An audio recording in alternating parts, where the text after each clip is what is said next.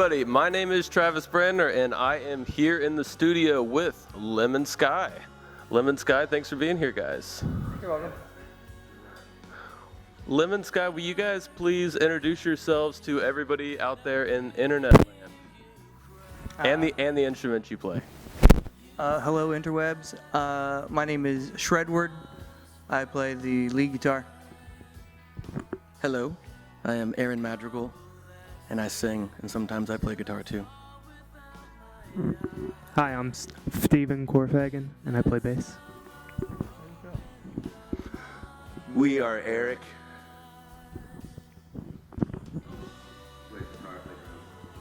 Guitar and drums. Nice, guys. So, yeah, thanks again for being at my studio. It's been really fun so far. I have to start it off and kind of ask, where did the band name Lemon Sky come from?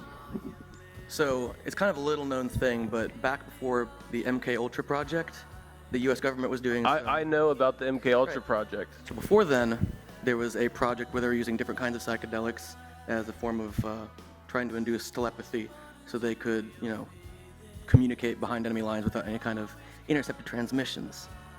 So maybe we're trying to get behind enemy lines without anyone knowing. Lemon Sky. It's also a pretty sweet Kevin Bacon movie. Even littler known fact. You guys released a full-length album in February titled Dose. How has the reception been for that so far? Do people like it? Have you guys sold a lot of copies? I think my mom has bought at least 10 herself. She really likes it. But no, we've done pretty well. We did a pre-release back in December for Pop Goes the Evil's last show. And we flew through those before our album release in February. So we did like a 100 limited edition at Motor. And then February 12th, I believe, is when we released the album. Doing pretty well. You guys have been in the Cincinnati music scene for 5 years. Mm-hmm. Could you please speak a little bit about the Cincinnati music scene and what it means to you and what's great about it, what's bad about it? Can you just talk about that, please? Well, for me, I don't know. I like the attitude that it has. I think it's there's actually a scene. You can tell that people are listening to other people within the city, and they're being influenced by that. And I think that that's like something that you don't really see in a lot of other places.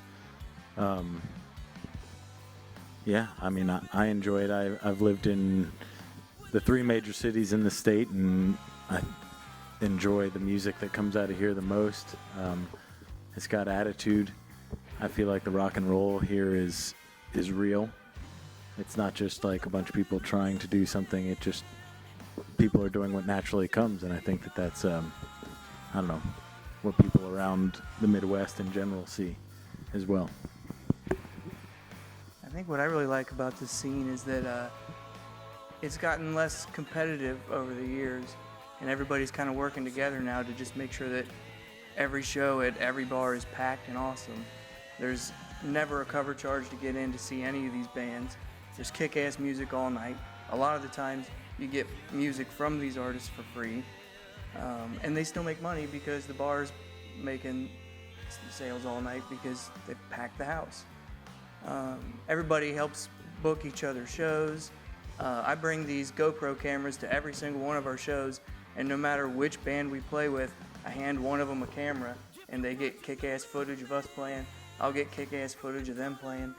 I've got terabytes of footage of other bands playing. And another cool thing is at Aaron's shop, since a native, we put on these shows every other, or first Saturday of the month? Second Saturdays of the month. We'll have bands play there, film it, and then between bands, we have a projector set up and show videos of the bands that played at prior shows. So you're just getting constant local music, and the scene's just thriving now like it never has. I can do a quick one. Something that I think is particularly great about the Cincinnati music scene, and why, so to add on to what he said about always having free shows, I think that really allows a lot more bands to develop a pretty decent following. And what I think that does is then when people like Dan from Motor, you know, Northside Tavern, there's a lot of people booking great shows, but they bring in a lot of out-of-town bands that are awesome bands, and when they pair them with another in-town band that has had that chance to develop a following, both bands still get paid.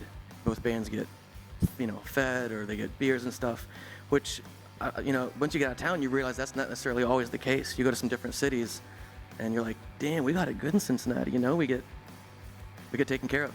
And I think other bands see that, so they want to come through, so we always have a pretty rich, diverse amount of musical acts flowing through the city. That's awesome. Eric agrees. I think that the Cincinnati music scene is pretty diverse and pretty amazing. That's one of the reasons why I've been like really kind of trying to delve into it myself. And I think now is really the first time in my life where I might put a local band on my iPod while I'm driving than actually a national popular act. So there's actually on my iPod right now, you know, it's a lot of the bands who I've been shooting photos and seeing they come out with amazing albums, you know, like great stuff is happening. So that's really great. Kind of as a follow-up to that question, could you guys maybe go through and shout out some of your favorite Cincinnati artists in the scene right now who are like kicking ass and who you think everybody should listen to? I haven't been able to get Founding Fathers out of my head since their last show at Cincinnati. Yeah. I love Founding Fathers too. Saturn Batteries, those guys kick my ass. Love them. Great band. Is that named after a firework? I want to give it out to the Sundresses. They get me dancing every time I see them play. I really enjoy Kate Wakefield a lot. She makes intense thoughts go through my head when I'm listening to her play music. I appreciate that. I like Mr. Flies. They're my friends Ray and Clinton and my neighbors, and they rock. They're really loud. Could also go on. Yeah. Say it into the mic. You could go for Go-Go Buffalo, but you know they're a little weird. Yeah. Will you guys plug your show that's coming up at Adjust Your Eyes Fest before we wrap this up? July 30th, AYE Festival, Lemon Sky, vinyl release. Be there. Did I say it wrong again? What? No, you were fine. Thank you guys for talking to me. Thank you for all you're doing for us. This is great. Everybody out there, you should check out Lemon Sky on Bandcamp.